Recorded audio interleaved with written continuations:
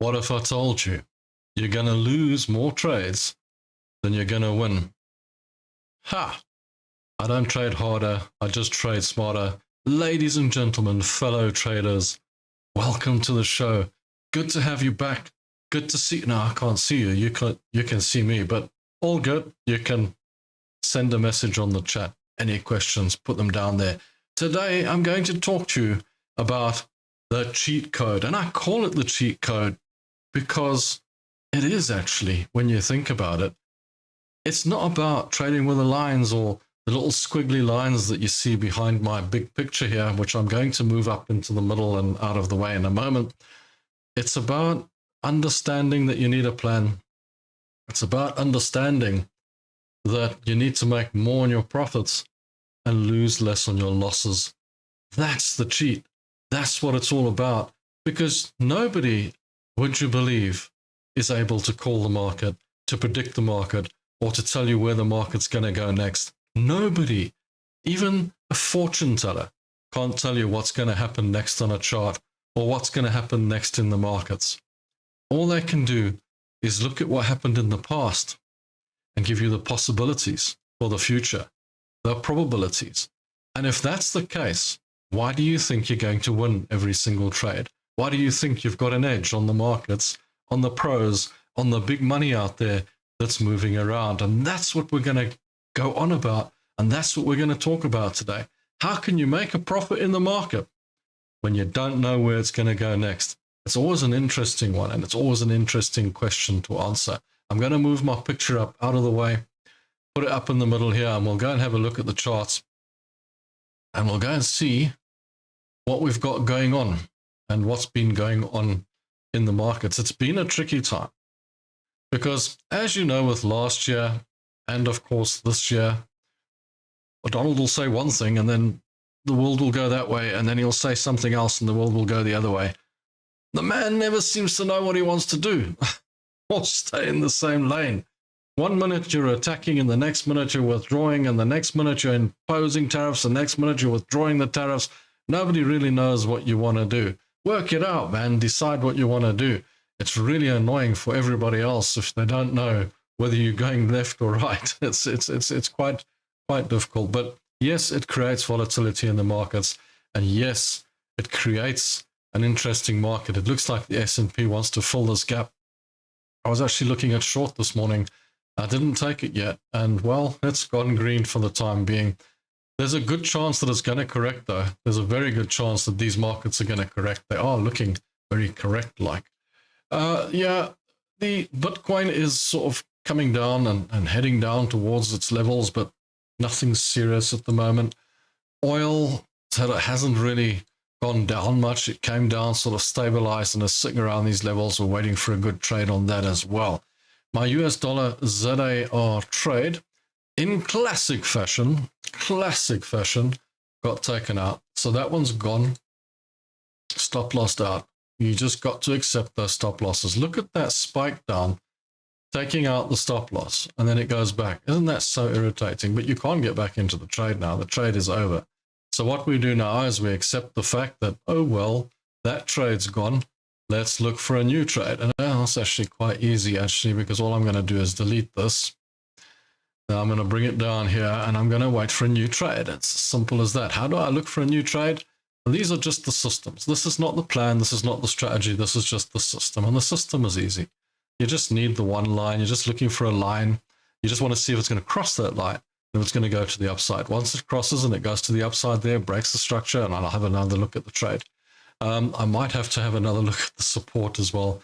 It's broken through the support as well, broken straight through to the downside, which is quite ominous, which means the US dollar index must be looking quite strong. Let's just see here. Yeah, this came all the way down. There's the spike. Now it's pushing its way back up again. Interesting how the US dollar index is looking. The VIX, we just sit on our hands and we wait for it to play out, even though it's playing around here. Don't worry about it. Everything's fine. We'll just wait on that one.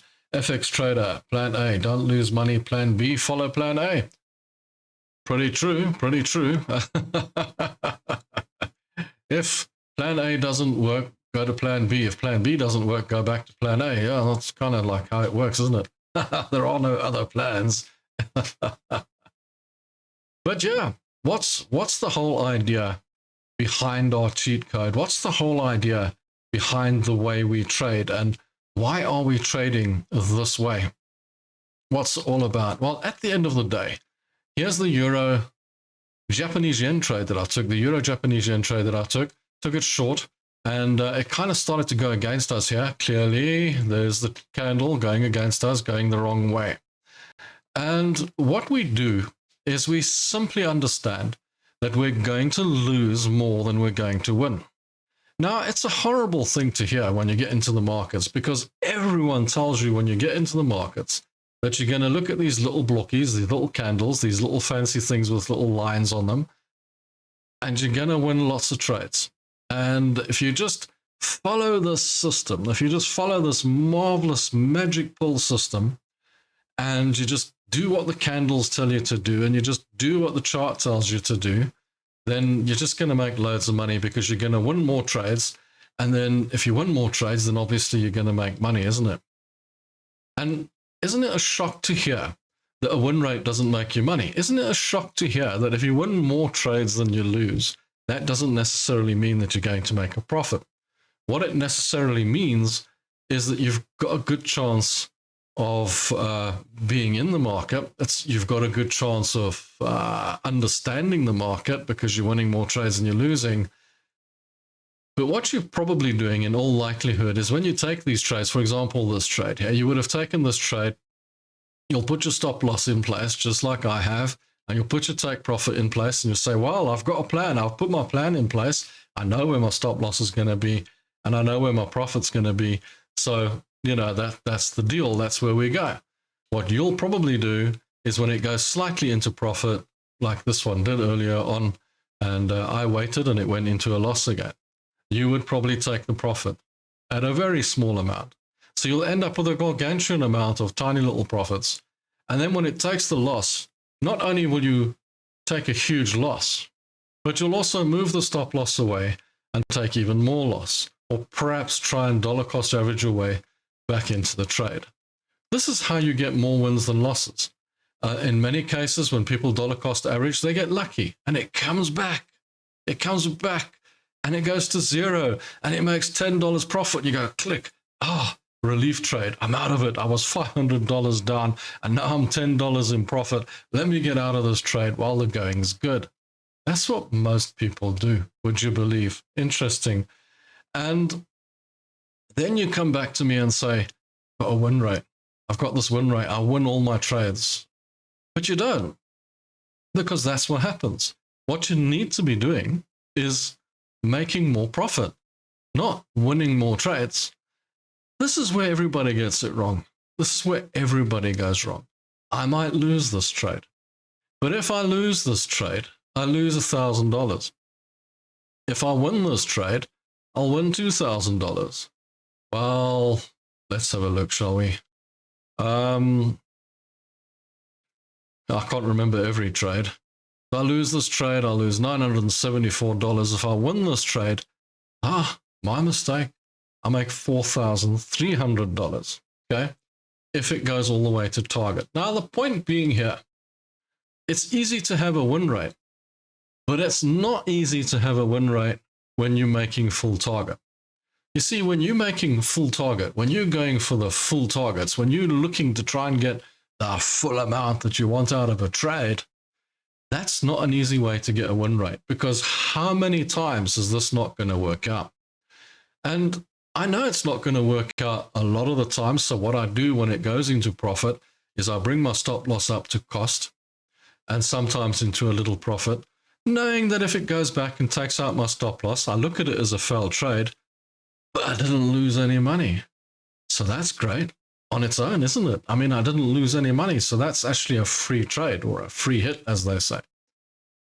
If it does go back and take out the stop loss, there'll be quite a few of those and you just accept it. But look at it this way. If you have all of these trades, now how many charts are on here? I put so many charts on here. Don't ask me why. 1, 2, 3, 4, 5. So there's 10 11, 12, 13, 14, 15, 16, 17, 18. 18. Luckily, it's an even number. 18 charts over here. Why have I got 18 charts on the page? I don't know why. But okay, it's mainly for this show, right? That I put all these charts here so I can pick them out. Now you pick 9 out of 9 of these. You've got to pick 18 trades. Okay, so of all these 18 trades, you just say buy, sell, buy, sell, buy, sell. You look at them and say, I'm going to buy that one, I'm going to sell that one, I'm going to buy that one, I'm going to sell that one. And then all you do is you manage these trades. Now, if you lose 9 of these trades at $1,000 per trade, you'd have lost $9,000. Oh, that's a huge, gargantuan sum of money. $9,000 gone out the window. Disappeared. But if you understand this one thing, it won't matter.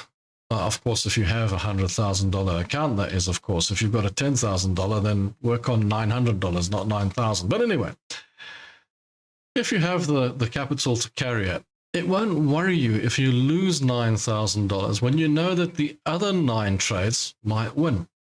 So let's say the other 9 trades do win. And I'm not saying you have to have a 2-to-1 win ratio on these charts. I'm not saying that in the slightest. What I'm saying to you is make more on the wins, lose less on the losses. But as you saw a moment ago, the trade that I was looking at, I mean, on that one, we've got a 4-to-1 win ratio. So some will be 4-to-1, some will be 1.2-to-1, some will be 2-to-1. On average, you're probably going to come out at 2-to-1. So in other words, when you win the other 9 trades, and you've lost 9, you've lost $9,000, but the other 9 you win. For some odd reason, you're lucky, you win the other 9. There you'll make, on average, probably $18,000 if you go to target. Now, that, in my book, my maths, my limited maths tells me that we're $9,000 in profit on that entire deal. How long it took you is irrelevant because you have to have patience. You don't have to do it all in a day. That's unnecessary. Why do you want to do it all in a day? It could take you a week. It could take you 2 weeks to do that. But does it really matter? At the end of the day, what you've done is you've made a profit on those 18 trades. That's what it's all about. It doesn't have to be 2-to-1 or 3-to-1 on every single trade. You get too complicated in your trading. You overcomplicate it. And that's why you end up losing, because you're looking at these charts. You're not seeing that in these charts are human beings. I think FX Trader said it, where, you know, you look at it and there's professional institutions behind this money. And what you need to do is you need to follow that money. You need to find where that money is, where that liquidity is. So if I look at this chart, why did I go and take a short there? Am I crazy? Am I insane? The thing's going up. Why would I take a short there? No, for the simple reason, and it's so basic. This thing's hit a resistance. The resistance level is up there. What I'm seeing is a double top possibility. And I'm thinking to myself, well, if that's a possible double top, maybe even a triple top now, perhaps it's going to go short and come down. The odds are 50-50 that it goes the other way and takes out my stop loss. But every trade I take is like that. The only reason I look at a system like this is because I'm looking at probability. And I'm looking at the possibility of getting it right. Because it makes me feel better than throwing a dart at the chart and hoping that it's going to go my way. It's so much better if I've got some kind of edge or some kind of system in my mind that psychologically makes me feel better when I take the trade, that it's probably going to go the way I want it to. Because if it does, I'm going to make a huge sum of money. That's what it's all about, isn't it? That's why we look at it that way. So the actual cheat code is not in the charts. And I know you all came on to look at it and say, well, what's Rob's cheat code? How am I going to trade and win every single trade? That's not how it works. The idea is that you're not worried about these charts. These charts are meaningless. These charts just help you manage the trade. They help you get into a trade. They help you choose a trade, which is super, super important, isn't it? You've chosen a trade, so now you're in a trade. Now, that is irrelevant completely. Once you're in the trade, that's when the whole idea of how you make money, how my cheat code works in action, is effectively what I'm doing is planning to make more profit on the amount of wins that I take. In other words, I don't worry too much about each individual trade, how much it's losing, how much it's winning. What I worry about is the overall package, the overall package of all the trades together. Will it make me a profit or will it make me a loss? Sometimes you'll be in drawdown. Sometimes you'll be in a loss for a long time. And then you'll get that gargantuan win, which will make you a huge sum of money. Think about it like the VIX, for example. You're sitting in this trade and you're waiting for it to play out. Now, this is the one trade that I never take stop loss on because it's the VIX. I mean, where can it go? You hold this trade forever, knowing that you're guaranteed to win. But it's a question of being patient. And when are you going to win? You're going to win when it spikes, when the market goes insane and it shoots up and spikes through the levels. That's when you're going to make your money on it. Think of it as just being patient. Just wait a little while. This US dollar Japanese yen, I thought it might go short, but instead it took the money, it bounced off of here and it shot back up. It's actually quite insane that it keeps on going up, but it keeps on going up. And that's just one of those things. So if you guys have got any questions about how that trading strategy works, or how that trading system works, or why we trade that way, please feel free to ask them in the chat now, because I'm here. We're live. We're here. And I'm ready to answer those questions for you as to why that works and why a chart is not going to make you money. The end of the day, a chart will give you the option to take a trade, and that's all it's going to do. So I hope you're all well, and I hope you're all really happy with life and making loads and loads and loads of profit, and the world isn't driving you insane. But yeah, hi Johnny, new trader here. Learned a lot watching your videos. Appreciate your content. Absolute pleasure. It's really great to have you on board. It's great to have all of you guys here. Whether you seasoned pros or you just started trading yesterday, you know, it's lovely to connect with other traders. It's lovely to have a community of traders trading together, and we all, you know, struggle along. Even though I've been along doing this for 34 years, I mean, it's not something you just like sit here and go, oh, well, I'm alone at this. I'll just carry on doing it. And I know everything, so I'll just keep it all to myself. You know, I do this because I like offloading onto people and letting people know how to do it and giving them some information. And it also is a great way to keep me busy as well, because trading is boring, it's lonely, and it's a really lonely place to be. By the way, if you're just starting out yesterday, just bear that in mind. And when you take losses, it can be one of the most difficult times when you're alone. There's no one to go to. There's no one to speak to. It's really a different world that you're going to be in. When you take wins and you go, yay, and you jump up and down, everybody wonders what's gone wrong with you. You know, it's insane. But anyway, you'll have your highs and you'll have your lows. New trader here, learn. Okay, I'm trading BTC starting short at 93K. It's a good take profit or still holding. I'll have a look for you now. Hi, Elaine. Good to see you, Elaine. Always lovely to have you on board. Hi, Blue Mango. Wonderful to see you.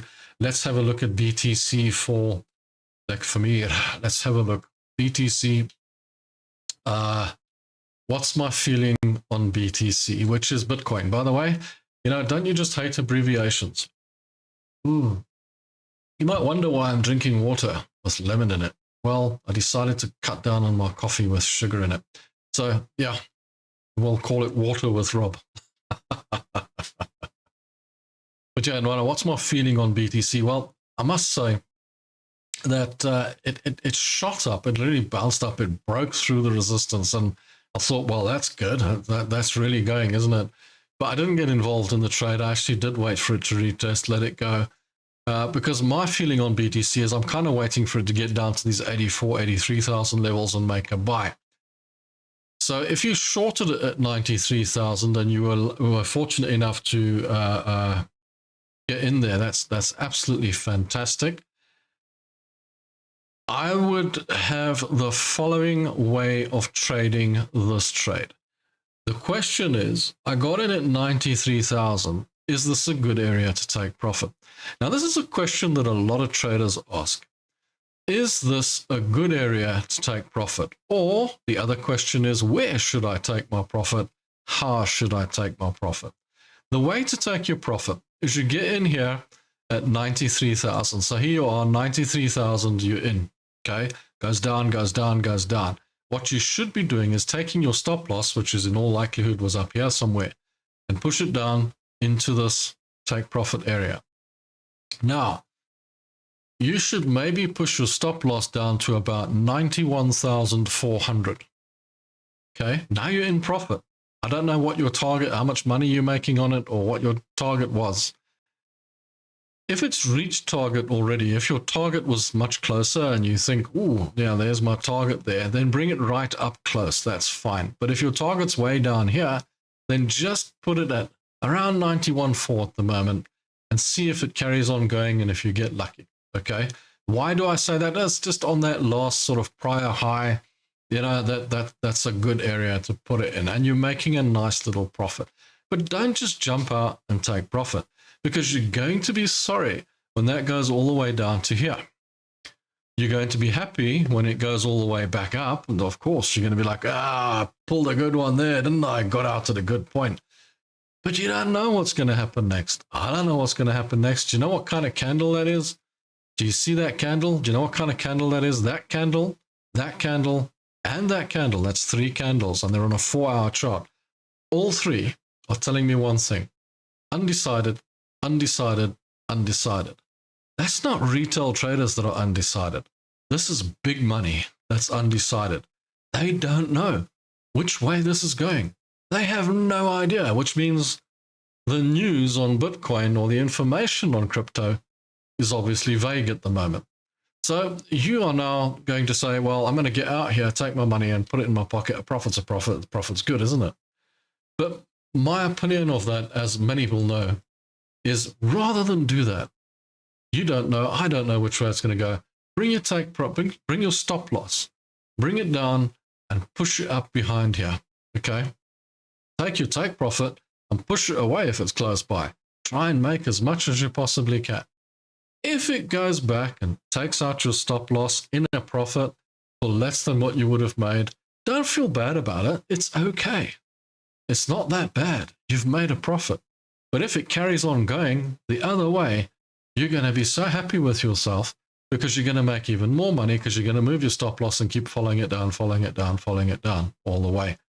And if the whole point here, make as much profit as you possibly can on every trade. Try and turn your mindset around. You see, most traders have the mindset of, if it goes into loss, dollar cost average, move the stop loss away, and all these silly mistakes. Okay.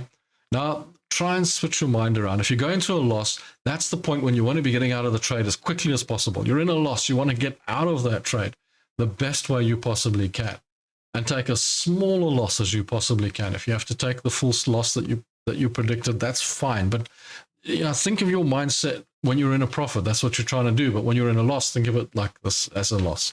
I'm in a loss. I want to get out. I want to get out. I don't want to be in this trade anymore. When it's in a profit, switch your mindset around to, I want to be in this trade for as long as I possibly can. In fact, until the day they put me in my grave, I want to be in this trade, because I want to make as much profit as I possibly can on that trade. Try and change your mindset around, and you'll see what a difference it makes to you. Best way to stay in the trade is to keep moving your stop loss up behind it. You'll find many of your trades, I think 7 out of 10 of my trades get taken out on a trailing stop, where it goes back, takes it out. Well, not my target. Well, I haven't reached my target, but it takes my stop loss out anyway. I deal with that because I'm still making a decent profit, and I would have probably clicked out of it anyway, because that's the only way to do it. So when you ask, where should I take my profit? That's how you take your profit. So that's your Bitcoin trade for you. I hope that helps you in some way or another. I know I went off on a long rant about that, didn't I? I took my profit long VIX contrast chump not to pump the markets. We'll get back sometime later this week. That's all good. If you want to take your profit early on the VIX, all good. VIX is the kind of one, if you can trade it and you can trade it, I just buy it at 15 and I only take it out when it spikes, because I never know when it's going to spike. You see, the problem I have, Hate Diet Pepsi, is the following, and that is, you just never know when that spike is going to occur. And when it occurs, it kind of lamp poles. It just, it goes, and it goes so far. So I accept that you've taken your profit. That's good. There's nothing wrong with that. It's great to have a profit. But I just hold it, even if it goes back into a loss. I'm okay with it. I'm not stressed at all. For me, I keep it in there with the hopes that it will go through my profit. When it goes up towards that profit, I actually move it away if I'm in time. If I'm not watching, then I take that profit. It's an insane profit. So no, I'm quite happy with that. That's kind of how I work with that, Oki. But yeah, take profit on VIX. I've never manually taken profit on the VIX. It's always been taken out for me in one way or another. And I don't even move the stop loss up behind it. I just let it spike. And when it spikes, it takes the profit and it makes me money. If I can move it away quick enough, then I will. But yeah, it's quite tricky. BTC, yay. Yes, I adjust my stop loss at top consolidating. Yes, simplified trading is not confusing. And that is a big plus to get it right. Support and resistance is the way to go. Thanks, Rob, for making trading simple. It's an absolute pleasure. I'm pretty sure I'm not the only one who makes trading simple. There's loads of books out there about it and loads of guys who've done it. But I must be fair. I mean, pleasure for the advice, Lek. I must be fair that every book I've seen, read, looked at, most of the videos I've seen, most of the information I found on the market, everything was overcomplicated. Very, very overcomplicated. So what I did is I thought I really need to make this straightforward for people because this is insane. Every time I saw somebody teaching trading, firstly, they're talking in riddles, abbreviations, riddles, words, names, things like that, that just confuse the heck out of everyone. So I thought, no, this is not good in the first place. And then it's like, if the moon moves slightly to the left and then the sun moves 5 degrees to the right and a stake falls out of the sky and then all this happens and a cow moves, then you should take a trade. And I thought, wow, that's so complicated. You know, that's not how we trade. That's actually not how we trade. There are people who trade like that. I must admit, there are people who trade like that, but I most certainly don't trade like that. And as you can see, I pretty much clear most of my charts up. I don't want to see stuff on my charts. It's a waste of time. I put a little post out this week asking how many indicators you use on your charts. How many indicators do you use on your charts? I got a lot of answers on that. And, you know, 50% of you use about two or three. It's not bad. It's actually good. I expected worse. About 30% of you use 3 or more. Bit cluttered. And then there's a few of you that said none. But yeah, I got to say that I think most people use about 2 or 3. I got to say, it looks like it. About 2 or 3 indicators on the charts. It's a US dollar, Canadian dollar. It's bouncing off this line again. I drew this extra line in. I mean, you guys know I don't like lots of lines on my charts, but what I do is I like to put my support in. I like to put my resistance in. Now, I could draw in a block, or I like to just put a straight line in, which is red and green, so I can just see which way it's going. It's just so easy. But I drew this one in the middle, and you'll notice I made it yellow because for me, what I saw is a double top developing there and a level that was a really important area. This area is so important. When it was coming down, it whacked this area. And when it was going back up, it whacked this area a few times, which means there's quite a lot of money lying at this level for whatever purpose. Maybe it's an average between the support and resistance. I don't know, but there's a lot of money lying at this level. And it broke through it and shot up. We made some money off that and it came back. Now it's hit this level again and it's sitting at this level again. So there's money here and it could well be pushing it back up again. It is a little bit bearish, but it could well be pushing it back up again. Good one to keep an eye on, US dollar, Canadian dollar. Really, really interesting. This DAX didn't fill the gap that it created. So it could be like I've told you about these mega gaps. I mean, don't get complicated. When you see a gap in the market, it's because it closed there on Friday, opened there on Monday maybe, or something like that, or next day, or whatever the case. And gaps, what we say in the market is these gaps will always be filled. This is not a fair value gap, guys. It's nothing to do with ICT or anything like that. This is just a gap, right? They get filled. But what people don't understand in the market, I think I have explained this to you before, is gaps get filled sometime in the future. People think that because there's a gap, it needs to get filled today or within the same 4-hour period or something like that. Gaps get filled at some time in the future. That future could be 2 years down the line. It just, you know, when people say gaps always get filled, they do, but somewhere down the line, okay? It doesn't necessarily have to be filled now, today, this week, or anything like that. So don't use it as a trading guideline ever. It just means it will get filled at some stage. That's all it means. So if the markets start going down again, don't go, well, why didn't it fill that gap? You know, it'll fill it, but just not today. That's kind of how it works, okay? Don't get caught up in that. That's a pretty strange thing that people get caught up in, is like little sayings in the market. The Dow has found itself in a range. It sort of broke out of that range, broke back into that range. There's a whole load of money lying down here, which it can come back and fetch as well. Quite interesting, but the Dow has filled its gap. So that one is as clean, that can come down again if it wants to. No problem. If you want to come down, come down. The NASDAQ as well, Tech 100, definitely filled its gap. So it's all the way back up again. So if it wants to come down, it can. Interesting on the Tech 100, it's got this little area of interest here, which I might be interested in. Of course, you've got this, that can go now because, I mean, that's changed. It's in this range, and it could easily drop down to the downside. So I'm not too comfortable taking any long trades as we stand at the moment. And besides the fact, risk to reward, always keep this in mind when you're taking a trade, by the way. Risk to reward. Risk to reward is so important. What is the point of taking a trade for a target here and a risk down here? In other words, you want to be losing less and making more on your trades. In this case, you'll be losing a gargantuan sum of money for a tiny little profit, which is just not worth it. So if you can see your trade's just not worth it, the trade looks like, oh, that's a definite trade. I should take that trade. That trade looks like a trade worth taking. And then you see there's no risk to reward, then don't take it. Leave it. Let it go. Don't take trades that don't have a risk to reward. It's crazy. Leave it alone. Yeah.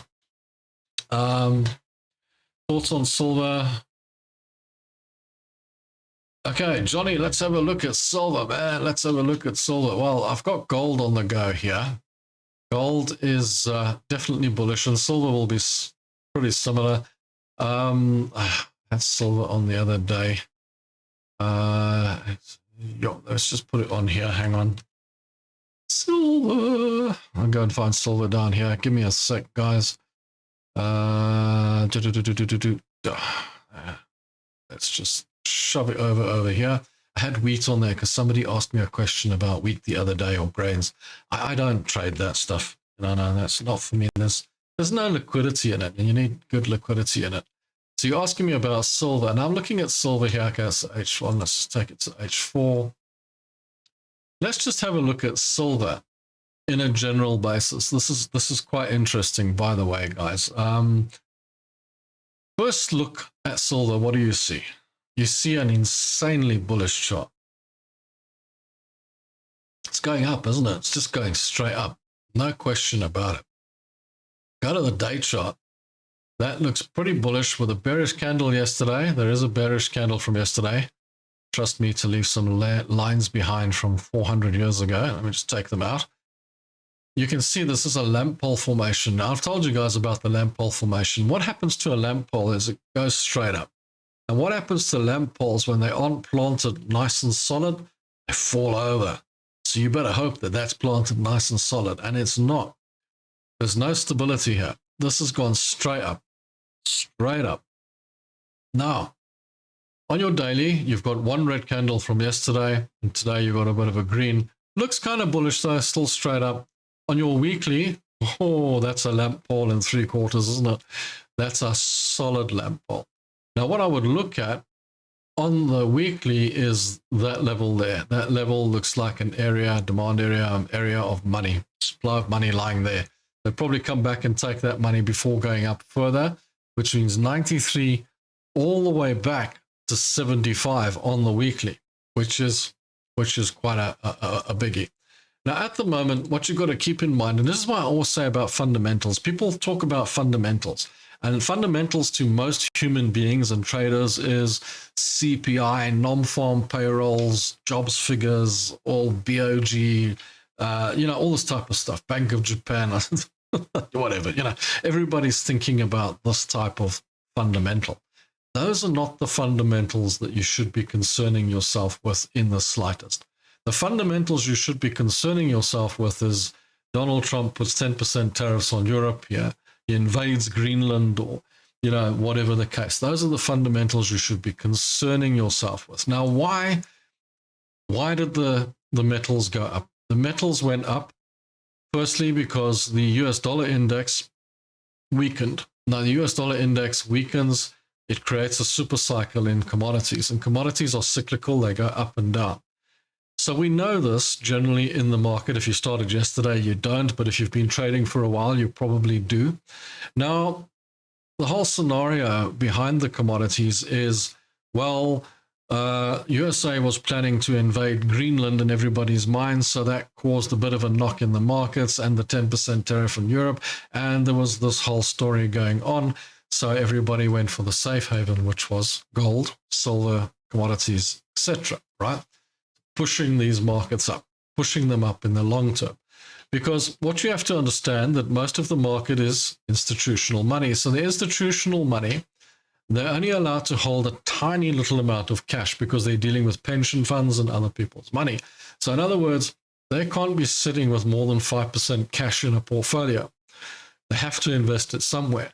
But when things are a little bit tricky in the market, maybe there's a possibility of Greenland being invaded, they think, well, maybe I shouldn't leave all my money in the S&P 500. Maybe I should put a little bit into the commodities and gold for safe haven. So what do? They transfer gargantuan sums of money into these commodities, that being gold, silver, etc.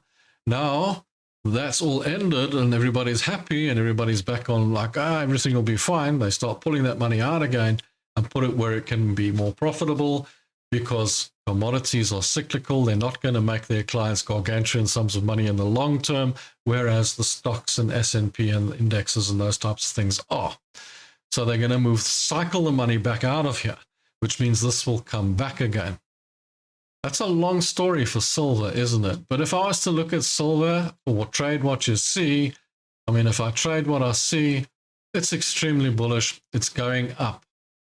My concern for silver, like I say, is effectively it's overbought. My feeling on the matter is, and let me just take that and move it up to the top there, is that's where it is, and I wouldn't buy it right now. I'd rather wait for a big relaxation, maybe back down to these lower levels again before getting back in. But that's a long way around of talking about it. But while my trading's simplified, it comes with a lot of experience. It comes with a lot of knowing what's going on in the markets. And this is something you've got to understand as well. While I trade with a simple line, I also understand what's happening in the background a little bit, which helps me take decisions based on that. Okay.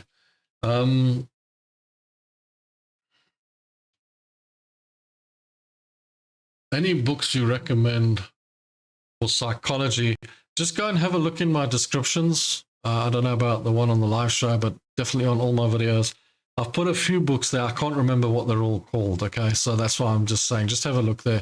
There's a few there for psychology, and they're quite interesting. They're quite decent. If you want them, you get them off Amazon. It's decent. There's a couple down there. There's a couple of guys that know what they're talking about and that sort of thing. So the books that I put there are generally people that know what they're talking about. In the description, I've also left a free book on Forex. It just tells you a little bit about patterns and things like that. So if you're interested, it's free. You can grab that. But those books that I put in the description, those guys charge for their books. I don't know how much they charge, but yeah, they're quite good, all of them, if you really want to read a book. I find that you don't really need to read a book on it. You just need to figure it out. You know, you can figure a lot of it out on places like YouTube as well and that sort of thing. There's a lot of information on it, but psychology is really important in trading. And the main thing to understand is if you get around the fact that you are going to lose at trading, if you get around the fact that you're probably going to lose money at trading, or not lose money, but lose trades, and then you understand how to get around that, then that psychology goes away, because most people suffer with patience. They suffer with FOMO, which is fear of missing out. They suffer with general fear. I mean, if you put your last money that you ever had in your life into the market and you start losing it, as I've told you in the videos, the sweat will break out. You'll start suffering and you'll start struggling with that. I mean, it's really difficult to see your last little bit of money just dribbling out, you know, falling down by the wayside. You don't want to do that. So that makes you start making mistakes. FOMO, fear of missing out. You see a trade, you don't wait for the rules and you just jump in because you just don't want to miss out, and then it goes against you. Those cost money. Being patient, sitting on your hands, waiting for trades to come to you, like forcing trades, is a really big issue. I try not to do too much in the way of abbreviations for you guys, because I know how that feels. You know, it's so complicated sometimes when people just abbreviate everything and you don't know what they're talking about. And they come with all these fancy names and whatnot. At the end of the day, what's your basis in the market? What do you really want to do? You want to make some money, right? And you want to have a bit of fun as well. Maybe you want to learn all the terminology about the markets as well. That's up to you. But it comes with time. You'll figure it out over time. You really don't have to learn all the terminology about the market in a day. I know what most of you want to learn it for is because you're scared someone's going to speak to you and you're not going to know what they're talking about, and they're going to think you don't know what you're doing or whatever the case. Don't worry about it. Your whole idea in the market is to do the following. There's a lot of institutional money in the markets, mostly institutional money in the markets, okay? So what your job is to look for that money, is to look for what they're doing. And that's why we trade with support and resistance, because, okay, if you have a trend like this, you can look for supply and demand areas. That's good areas to look for money. But the trend will also tell you where the market's going, and the institutional money will be buying along off that trend. Support will tell you where all the money is, because it keeps bouncing off that area. If it's bounced more than 3 times, you must know there's money in that area. The resistance will tell you it's bouncing off there more than 3 times. That's where the money is. That's what you're looking for. You're not trying to reinvent the wheel. There's the resistance, there's the support. Every time it bounces off the support, you know that there's going to be some money in that general area. That's what it's all about. You see here, support, bounce, support, bounce. So there was money here, but then what's it done? It's broken through the support. So now you know that money's used up. Now it's going. Now it's in a different realm, something else going on now. So that tells you breakdown trade or break up trade. Those can make you a lot of money as well. See here, support and resistance. How many times has it hit support and then gone back up? That should tell you that there must be money in that area, because every time it hits that area, it turns around and goes the other way. When I say money, orders, whatever the case. And on top here as well, same sort of thing. Don't get over technical about it. Keep it simple. You know, there are traders out there that won't even wait for a red candle off the resistance or a green candle off the support. There are traders out there that will just go, oh, it's hit support, I'll just buy it and it'll go up. Do you know how many pro traders, institutional traders, traders with real money, pension fund money and that sort of stuff, will only trade on an RSI? It's overbought, so I'll buy it. It's oversold, so it's overbought, so I'll sell it. It's oversold, so I'll buy it. That's how they trade, because they've got deep pockets, because they're not worried about stop loss and stuff like that, because that, for them, it's in that area. So if I sort of throw a huge gargantuan sum of money at it, it'll just eventually turn around and go up and it'll pay me back. But be careful of RSI, because what it does is it'll show oversold and you'll throw the money at it and then it'll go to overbought and it wouldn't have moved at all, and you'll think, what the heck?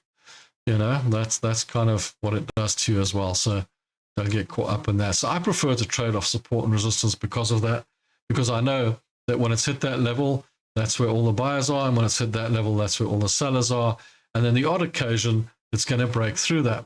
But that's always the case, because if you chip away at a wall, eventually it's going to chip through. Okay, so maybe 8 times, 9 times it will go through. So if it's hit a number of times, it's a good sign that that's a good level, but there is always a possibility that it'll chip through. And that's your 50-50 trade. That's as simple as it gets. Which is better? Trend line, support, or resistance? No, none of them are better. You trade with all of them together.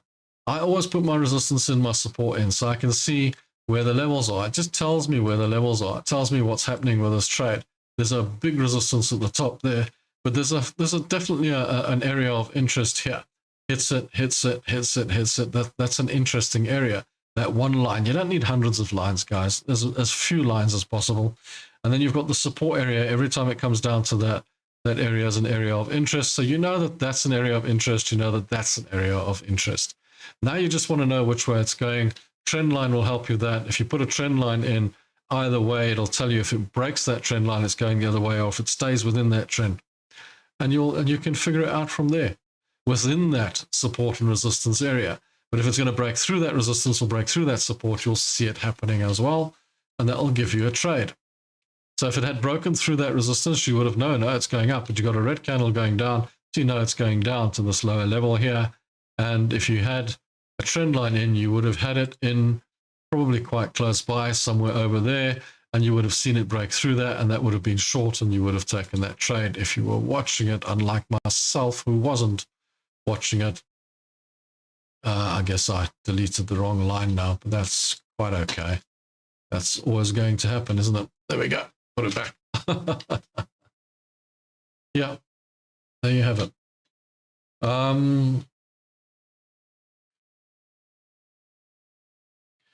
Those two books that Blue Mango suggested on the chat here are absolutely quite good. They are both in the description as well. Best Loser Wins and Trading in the Zone. Both fantastic books, really good. They'll help you understand a little bit about your psychology. They'll help you understand a little bit more about the way the human being thinks. You know, our fear receptors, we have them in our brain, and they've adapted with technology and time to material things and money and things like that. So in the old days, I mean, what would we fear? A dinosaur or something like that, you know, whereas now losing everything you've got is more of a fear than a dinosaur. So yeah, that can be a factor, but the levels of fear are important to understand. You see, what actually happens with levels of fear is if you have $100,000 to your name and you go and put it in the market and you go and trade with this $100,000 and you say, I'm going to put $100,000 in the market now, and you trade with that $100,000 and then you start losing $10,000 on it, then you've magically turned your $100,000 into $90,000, and that's not good. That's not good in anyone's book. And then it gets worse and it goes to $70,000, so you're losing $30,000. So now you've magically turned your $100,000 into $70,000, and your initial plan was to turn that $100,000 into $1 million or $2 million, because that's what they told you would do. That's not working. It's gone to 70,000. Now, this is where fear becomes immense, okay? Because now your entire wealth has gone from 100,000 to 70,000. You got 70% of your entire wealth that you ever had, and it's just getting worse. And then it goes down to 50,000. So now you've lost half. The sweat that's coming off your brow right now when that's happening is insane, okay? You've just gone into a different realm of fear. And that fear is making your decisions so much worse than they could ever possibly be. And there's a big difference between you with that $100,000 and the chap who has $1 million, who takes $100,000 of his $1 million and puts it in the trading market and loses the same amount as you. He loses half the $100,000. So he's $50,000 down. Difference between him and you is you've got 50% of your wealth left. He's still got 95% of his wealth left because he only lost $50,000 of his $1 million. You've lost $50,000 of your $100,000. And that is a lot about fear. But when that fear comes along and that fear starts to take you on, you will make mistakes. You will make horrific, terrible, nasty mistakes in the market, trying to revenge trade, trying to get the money back and going the wrong way. It's for example, if you were short on the Japanese yen, for example, no, Japan 225 is the Nikkei, right? This is the Nikkei, and it shot up like this. And you got this big green candle on the floor, went all the way up there, and then on that red candle over there, you thought, ooh, it's turned around, because now you're in fear, you've lost so much money. So what you're going to do, you're going to think, well, it's going the other way again. So you get back in short, and you think, I'm going to get my money back now. It's going to go all the way back down. And the minute you get in, it turns around, goes back up, and carries on going. And then it goes red again like that, and you think, okay, this time, definitely, going to get in, going to get all my money back. So you get back in there. There's a big red candle, and you get back in. It goes all the way back up again. And then you think, well, I've had enough. This one you don't believe. And then it goes boof all the way back down again anyway, and you would have got all your money back. That's how trading takes you out. And fear will make you make those mistakes. But if you don't have fear and you understand that you're going to take losses, then you're going to trade in a much simpler, easier manner. What you're going to do is you're going to say, for example, on this US dollars that you're going to say, well, I've made a loss. It's gone down, it's broken through support, and there's a trend line here now that I'm going to put in. Instead of going, oh, there's a green candle, I'm going to get back in and try and get my money back, you're going to wait until there's a clear trade going above that support and back into the realms of positivity. And then you're going to look at that trade again and see if it's going to make you some money. See if it's going to make you some positive result. Most traders don't do the slow grind to wealth yet. No, everybody expects it to happen today. And that is one of the biggest issues in trading.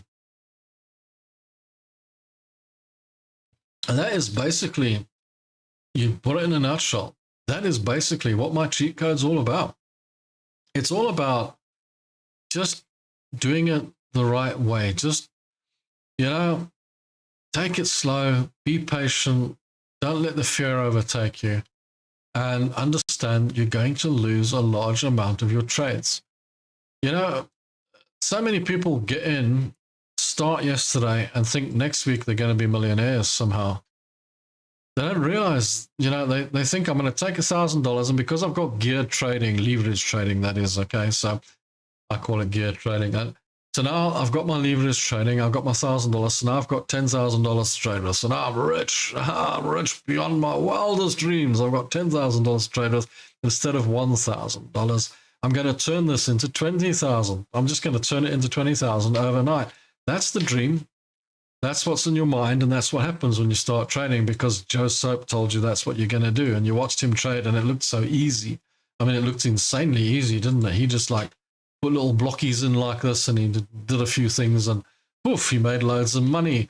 And he shows you some fake statement that's making loads of money, and you think, oh, this is fantastic. I've got to do this. I've got to get involved in that. Look at his Lamborghini. It's amazing.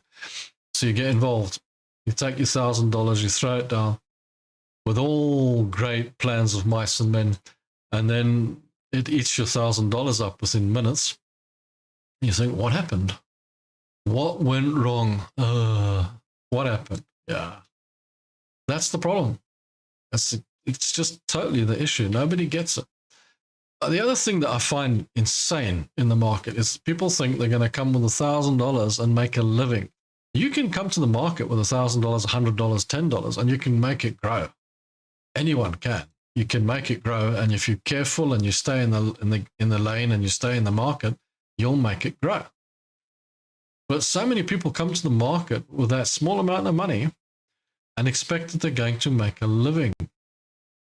You can't make a living without capital. There isn't a business on the planet. Maybe there's one on the moon or Mars or something. I don't know, but there isn't one on this planet where you can go and take a small amount of money and make a living out of it. You need capital. If you want to start a business, guess what? You have to go to the bank and go and get some capital to start that business so that it can start bringing you some income in, and hope that it starts bringing you some income in within 12 months so you can start paying those salaries without sweating. So why do we think that we're going to get into charts and market and make money in seconds without even understanding what we're doing or knowing what we're doing? It's crazy. Absolutely crazy.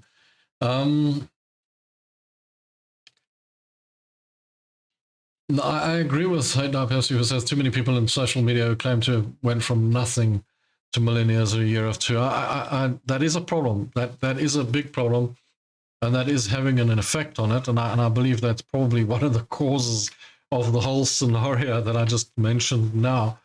And yeah, I don't profess at all from my side to be any kind of special trader, any kind of guru, any kind of like amazing dude that wins all my trades. I try and tell you, I actually lose more than half my trades. I do. I lose half my trades. But I understand how the market works and I work a strategy around it. And I'm not trying to tell anyone to trade my way.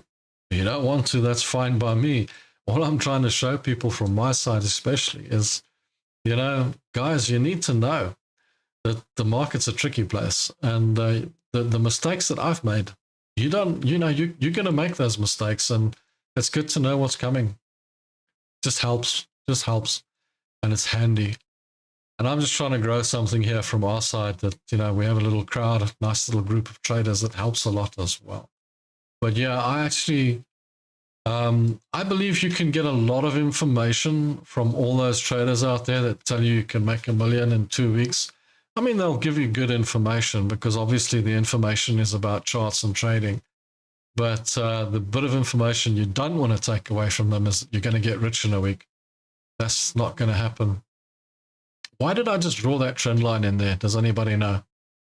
Okay. This is oil. Okay.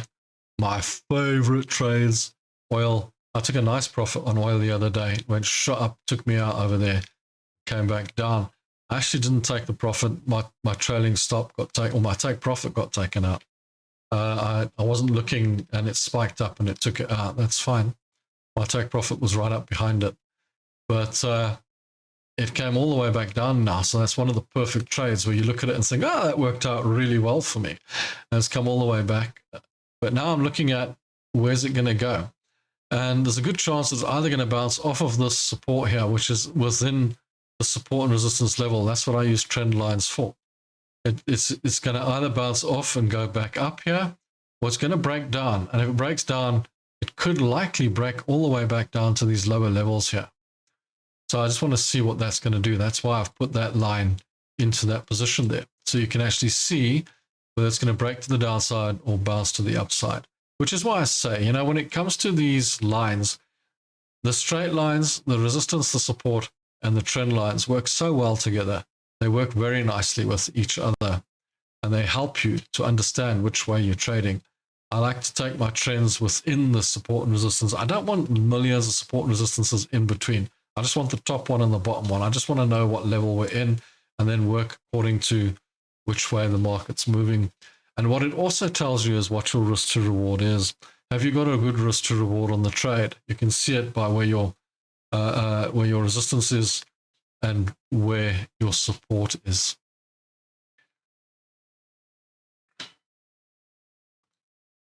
Okay. Too many people in social media claim to have went from nothing to it. I'll work a strategy around it. Appreciate the honesty, great info, worthy insights.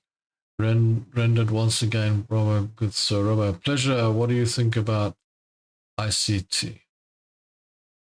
So I have a question on the chat. What do I think about ICT? You know, at the end of the day, it's not really for me to discuss what their system, whether it's good or bad. They could be 100 times better than me with what they do. They maybe it's the system to follow. I really don't know. Would I follow it? No, but it is based on very much on a similar thing to what we do, just kind of overcomplicated. It's really overcomplicated. You know what my system is very much based on? And you guys are going to laugh when you hear what it's based on, but my system is very much based on Wyckoff. And I looked at Wyckoff, and the reason I say this is because Wyckoff was so confusing for me. I mean, maybe I'm not the brightest guy on earth. And I looked at it and I was like, no, man, this is driving me crazy. I can't work with Wyckoff. This is too much for me. Surely there's an easier way. And basically what I've done is taken Wyckoff and narrowed it down and taken all the rubbish out of it and all the confusing stuff, and realized that you just need support and resistance, a simple support and resistance, maybe trend lines. Why do I use trend lines? Why do I use trend lines at all? Because support and resistance you can use on its own. And the main reason I use trend lines is because when I started trading, we didn't have computers. There was no such thing as a computer. That came around soon afterwards, and it was great when it did. It was so good. But when I started trading, all I had was these lines, trend lines. I used to take a pencil and a ruler and draw these lines in, one at the top, one at the bottom. And I'd draw a line through the middle. You might find this amazing. I would draw a line through the middle. So you ended up with something like this. Let me show you what it would look like, okay? Just purely out of interest, what my lines might have looked like, okay? And, you know, it might not even make sense to you, to be fair. But yeah, it would have looked something like this. Okay, no candles. It would have been a straight line firstly, right? So it wouldn't have been candles in the slightest. When last have I changed from candles to lines? There we go. So it would have been a line just like that. That's all you would have seen, is that line. And then guess what? I would have drawn a line through the middle. Okay, right through the middle. It would have been centered like that. Okay. And my entire trading system before computers would have been based on those three lines, okay? I wouldn't have had the one on top at the bottom at all, nothing. Just those three lines. I would have said, that's the way the market's moving. Now you must remember I didn't have leverage trading either. So I was trading on spot cash. That was it. The money I had is the money I put in the market. Also, I wasn't trading Forex or gold or anything like that. I was buying shares, okay? Which I now buy on a long-term basis. If I buy it, I sit and forget it. I don't trade them anymore. But in those days, I thought I could trade them. And my system was as simple as this. If it goes above the middle line, I buy. If it goes below the middle line, I sell. Interesting, eh? And it goes all the way to here, and it goes back through the middle line, I buy. That was what my system was. Interesting, eh? That was my first ever trading system, ever. That was my trading system. Interesting, eh? So no, ICT, sorry, I went off track there. Not for me, not my thing, but yeah, I understand what they're getting at and what their story is, and their systems can work. Like I said to traders, I don't know how many times, okay? Every single system works. Everything works. Otherwise, some fool wouldn't have backtested it in the first place and put it out there and said, this works, use this. They all work, but they're just systems. What is a system? What is a charting system? It's a high probability trading system. In other words, it's a means for you to manage your trade. It makes you feel better when you take the trade. What's important is what I told you at the beginning of this video. What's my cheat code? Come on, who can tell me what my cheat code is? And I'll just answer the question for you. It's my business plan. It's my strategy that has nothing to do with the charts. It has to do with managing your risk, making more on your wins and losing less on your losses. That's how I make money. This doesn't make you money. This system doesn't make you money. It gives you the ability to get into a trade and to manage a trade. That's all it does. Nothing else. It can't do anything else. It can't predict what's going to happen next. It just makes you feel better because you've got some form of system which is telling you what's going to happen next. So if I say to you, use ICT or Ichimoku or whatever you want to, it doesn't matter. It really doesn't matter, because basically you're taking a trade. As long as you know you need to manage that trade, doesn't matter which system you're taking. So what's the point if it doesn't matter? What is the point of going so complicated? What is the point of having the most overcomplicated system in the world if it's not really going to give you the predictive capability? You see, sorry to tell you, but there is no magic fairy. There is no magic fairy in the sky that's going to drop out a system for you that's going to win you all your trades. It doesn't exist, never will, never has. And I've been doing this for 34 years. And I haven't found one yet. Still looking for it. Would be great. It's like looking for the pot of gold at the end of the rainbow. I mean, who, when they were a kid, went and thought, I'll be off and I'll go and get the pot of gold at the end of the rainbow. Maybe there was one at some time, but someone got there before me, that's for sure. One of the best algo traders I know uses a bot that averages $500 a month per ES contract.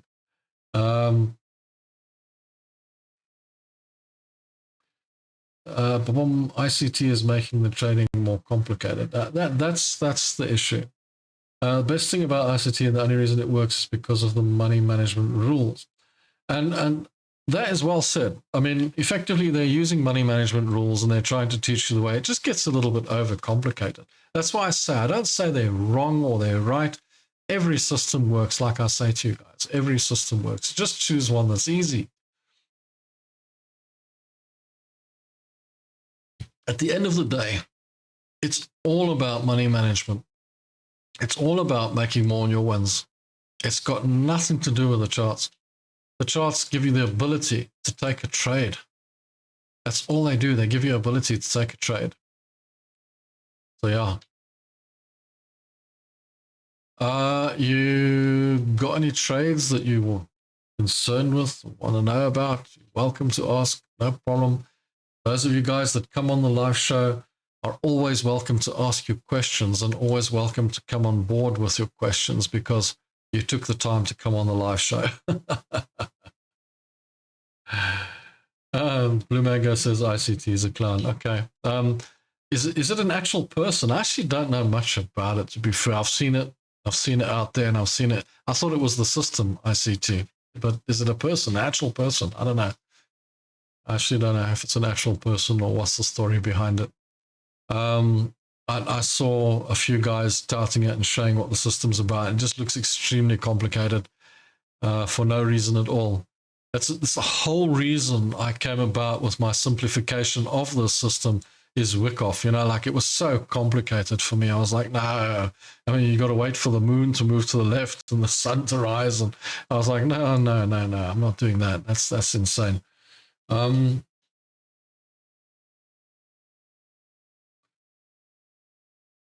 ICT is sort of like a mini breakout system, sort of like engulfing candle with a stop below the candle. Yeah. Okay. Google ICT Robbins Cup. Okay. I shall do so. I'll do it in my own time. It's fine. Yeah, absolutely. Yeah, I've seen it around. I've seen it around a lot. Lots of people touting it. Lots of people going on about it. I try to actually catch up on it because I like to know what every system is out there and what's going on. I like to know more about everything that's going on around me. And I did try to have a look at it, and it was very basic stuff. Like I said, it just does seem to overcomplicate it a bit for traders, but like I said, every single system, like I've said, every single system actually works. This question, do algo bots work? Okay, and that is a complicated question, and I'll tell you why algo bots can and cannot work. All right, algo bots can work if you program them correctly, okay, to do a certain thing for you. So for example, let's say you took the old Turtle Traders breakout system and said, right, every time it breaks out of that line, you must buy it. And you must have your stop loss at this level and give it a few rules and regulations. Then you know you're going to win 3 trades out of 10, and you want it to take profit at a certain level and lose at a certain level. That's effectively the way that those traders were actually trained. They were trained to trade like robots. So you could say if you had a bot trading exactly that way, there's a good chance that you'll probably, in all likelihood, be profitable with that kind of bot. But the problem you have with a bot is, for example, a good example is 2025, where everything that happened in America was complicated. In other words, 1 minute it was up, the next minute it was down, and it was not really following the rules of charting the way you and I would like it to. Because when you have charting rules, system, okay, I'm talking system now, not strategy. Our strategy is completely separate. But if you're trading on a system, you have rules. And let's say it is that breakout system that the turtle traders used, and it's got rules, got specific rules, and then it's following those trading rules. It's very difficult to follow those trading rules if it keeps spiking because somebody said something. So it keeps going against you. So what you have going against you with bots is bots cannot see what's going on in the real world. They have no feelings, they have no emotions, they don't understand what's being said out in the real world. Like I said to you a little bit earlier in this video, when I'm trading, I use a lot of experience. In other words, when I'm looking at a trade, I'm looking at it from a point of experience. I'm looking at it from a point of, for example, when I was talking to you about silver and gold and why things are happening in the commodities. There's a lot of experience that goes into this trade because I'm not just trading it like a robot and saying when it goes up, I must buy, and when it goes down, I must sell. What I'm doing is I'm looking at the overall picture in the world, why the money would be cycling out of there, what's happening with the institutional traders, what are they doing, etc. There's a lot of experience that goes into the trade. Human feeling, human emotion, human trade. I know what's happening. The bot doesn't know what's happening. So the bot, even if there's a crash happening right at this minute, the world is busy crashing, the world is busy ending, there's a big crack in the sky. The bot doesn't know that. It's just going to keep on trading. It's going to keep on doing what it's been told to do. So the danger of a bot is it doesn't always work because it doesn't always know what's going on in the background. Now, from my personal perspective, I tested a few bots, 5 or 6, not a lot, because I thought, well, this is the way of the world. AI is taking over the future of bots. And to be fair, every single one of them failed. Every single one. So I got to look at that and say, that's interesting. That's really interesting. Most of them, it's because they don't know what's going on in the outside world. And the outside world, particularly last year, is changing too fast. It's moving too quickly. And that affects trading. You see, a bot will work in a perfect environment where the world is just going a certain direction. Everyone's happy, everyone's on board, everyone's just sailing along in that same direction, and everything's fine. The world is quiet. You know, the USA is carrying on, and it's going to the movies and doing its thing and making movies in Hollywood. And Britain is, I don't know, turning itself into a dump. And Germany's busy touting its usual stuff. Ukraine's not at war, and everything's just fine. That's the time to have a bot because the world's just going along the same way that it always does. And if the world goes along the same way that it always does, then the market will just tick along. And it's kind of a boring market. But when things are like they have been, where nobody really knows what's next in the world, a bot's probably one of the worst things to have because it really doesn't know what's happening next. And it's just following a specific set of rules. I certainly do believe, I don't know how to program my own bot. I haven't done that. So I used other people's bots, which failed. They're useless. But if I was to program my own bot, I would probably program the Turtle Traders system that worked when he had those traders trading for them and try that out and see if that actually works. Because I think that might actually be the one bot that might actually be able to play through all this rubbish that's going on at the moment. Trouble is, most people program their bots to indicators and things like that, and indicators don't actually make you money.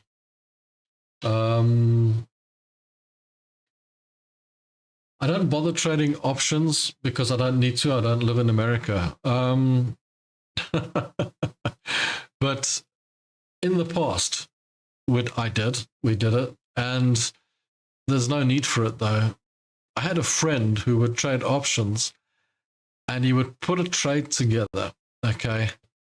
It's still so overcomplicated for me that I'll probably never understand exactly what this person did. But I have to say that it was the most insane thing. He would put a trade together where he literally would not lose any money. no matter which way the market went on options trading, he'd put three or four different companies against each other, trading against each other. And you cannot believe how he would actually set this thing up that if he did lose, it would be like $5 or nothing, whatever the case. It was so complicated. But yeah, I wish I could have figured that one out. I never did. It was really, really, really, really complicated. But yeah, if you can figure it out, go for it. I love to see the market higher time frames so clean. Bots work best when Trump doesn't speak or tweet, no reports being released, usually Mondays. So guys, the only time a bot can work is on a Monday. No, but it's exactly what I said in a nutshell is, if the world is aligned and perfect, the bot will work for you. But if the world is like it is at the moment, it's not going to be a good idea. It's going to give you a hard time. You know, like, what's a bot for? What's a bot about? You know, that sort of thing. Yeah, that's interesting, actually. The US dollar index, yeah, it's coming down again. Anything below 100 on the US dollar index is insane. Okay, so, you know, we could be looking at the commodity super cycle. You see the NDX, the NASDAQ, the Tech 100, now it's like hit this level. That's why I use the trend lines. So we've got this resistance, we've got the support. Now it's gone back up, a bit of a bounce back up. Everyone's happy again. Everyone's like, oh, the markets are just fine now. I don't know what Trump said. Everything's fine. Bounces back up, hits that line, starts coming down. Yeah, it's quite crazy. So,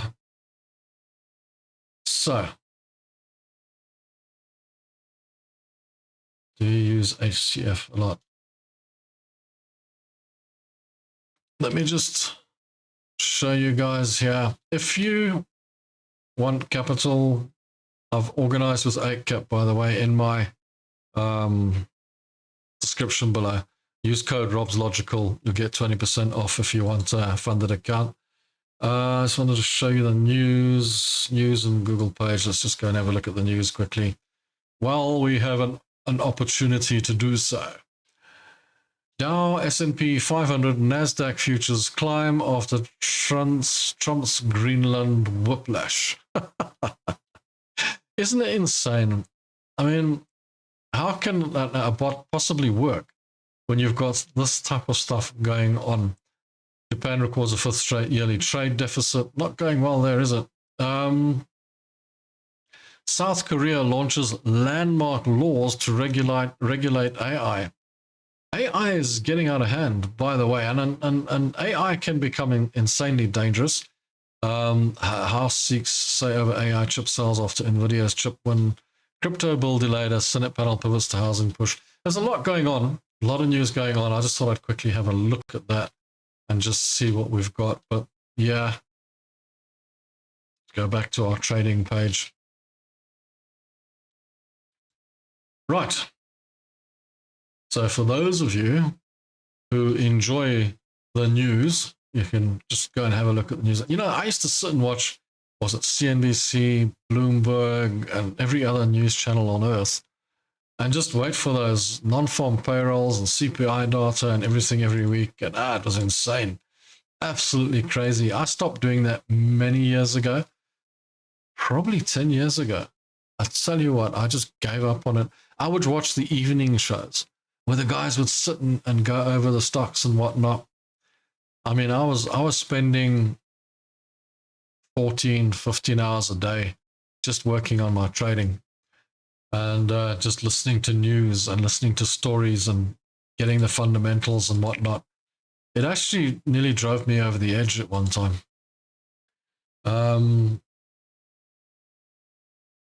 Taco trade still working out. I see Trump always chickens out. Yeah, I suppose he does, eh?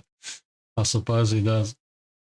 Yeah, it's actually quite annoying to have a situation like that, I have to say. I mean, really, can they not just make up their minds? I mean, if you decide you're going to go and do something, then go and do it. That's why I say, if the markets are aligned and you know that if somebody makes a decision based on anything, then you know the markets are going to go that way and they're going to stay going that way.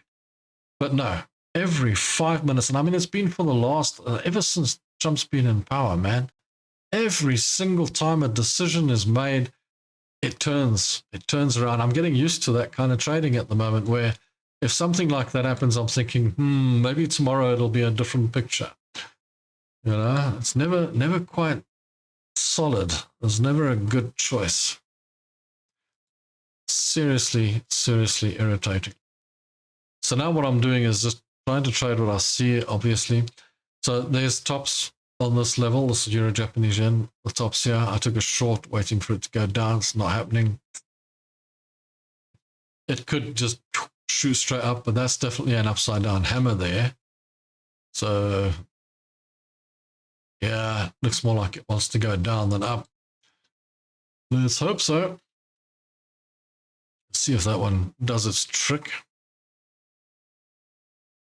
But yeah, as I explained to you earlier, the silver trade, the gold trade, there's a good reason for that, but I wouldn't be going long on it at the moment. Not with the retraction on the news that Trump's backing down and changing his mind and all that sort of stuff, because that means everyone's now going to get all iffy and cycle all their money back out of the commodities, back into the index money. And then the commodities will correct.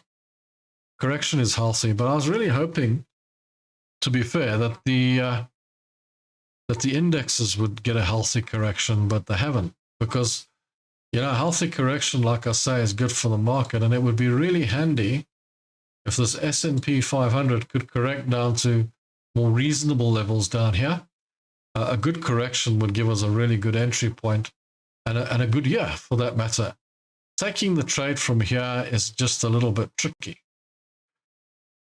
So, yeah, it's interesting, but the commodities are going to cycle out if that changes. And see here, and the commodities are going to start correcting back down. I expect they'll correct back down into these levels here. Gold will be about 4,500, 4,400, and the silver 75. So yeah, taking a long would be a terrible idea at the moment on that. I don't know. Could be wrong. Who knows what's going to be said this afternoon, tomorrow, the next day. Just be very careful when you go into the weekends at the moment, being long on indexes with the way things are being said and the way things are being done.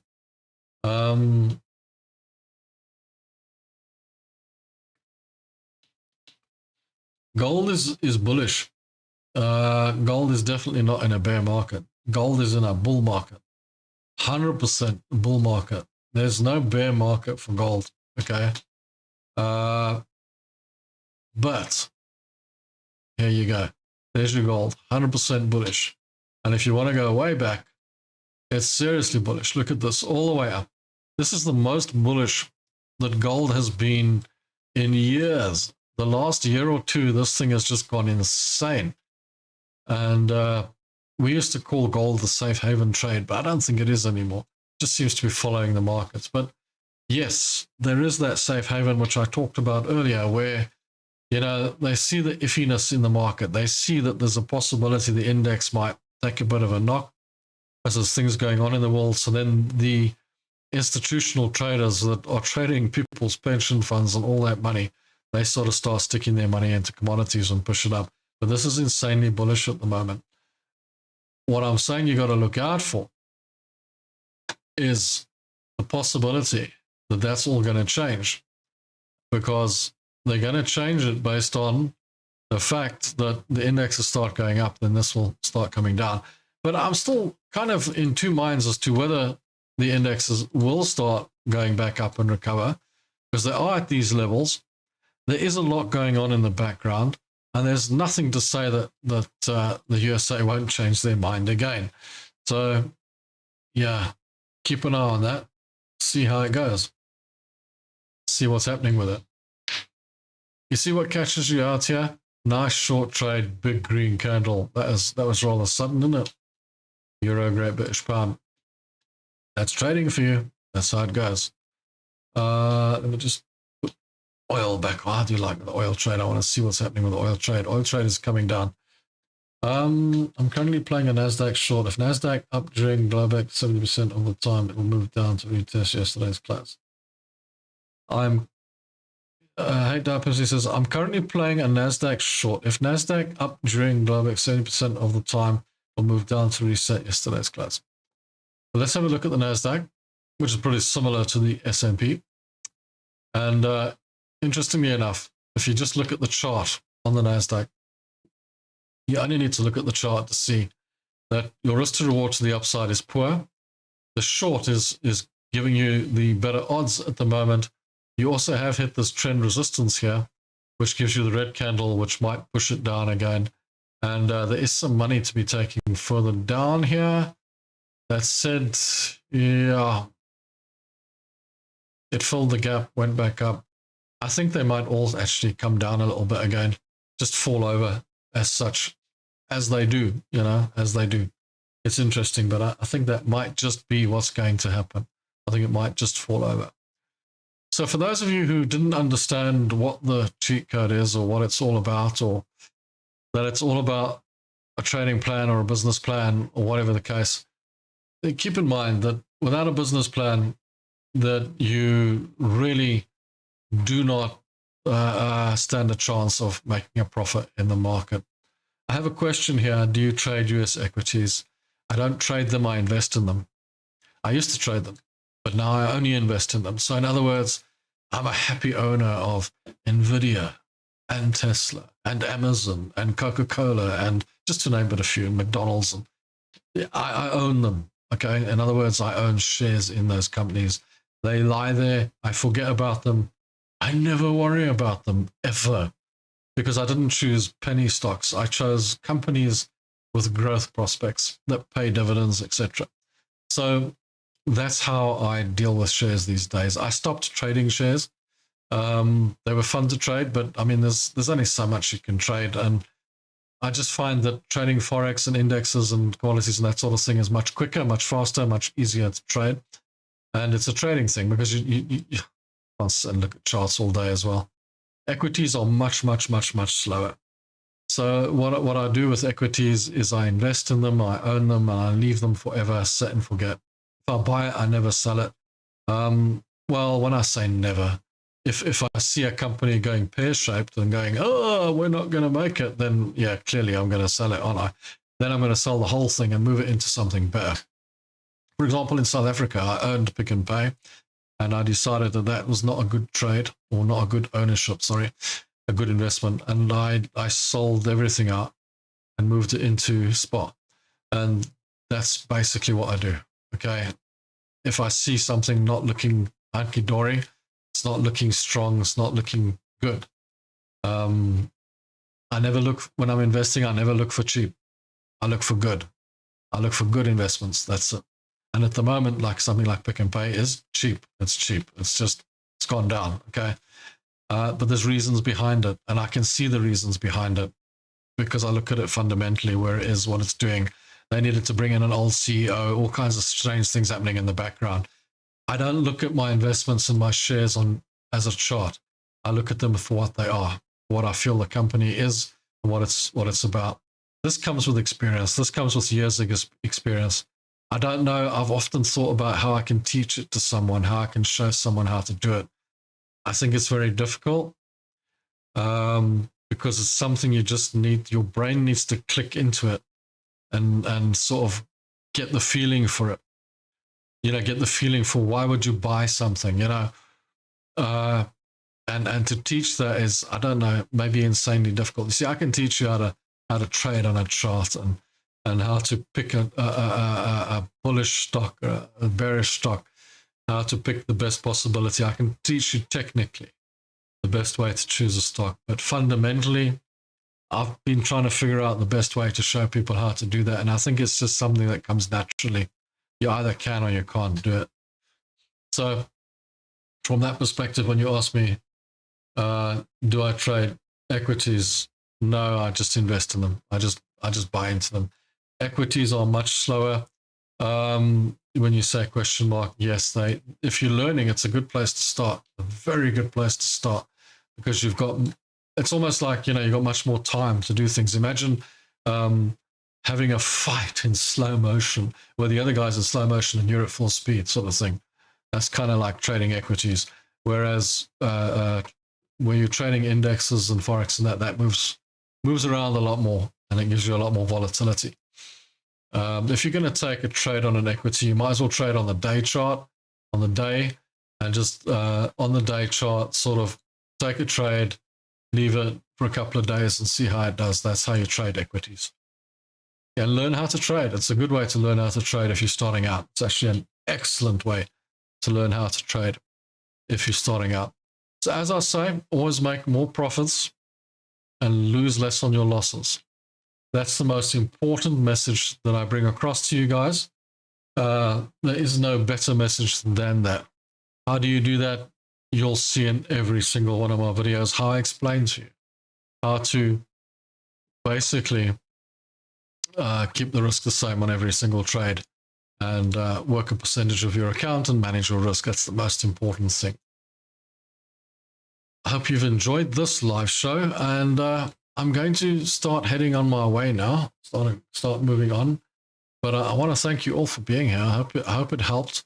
And I do hope that you guys understood the plan, understood the business plan. But if you didn't, go and watch it in all of my videos, because I want to do it over and over and over again. Some people say I repeat myself. But, you know, the thing is, when you say I repeat myself, what do you want me to do? Tell you about a different trading system in every video?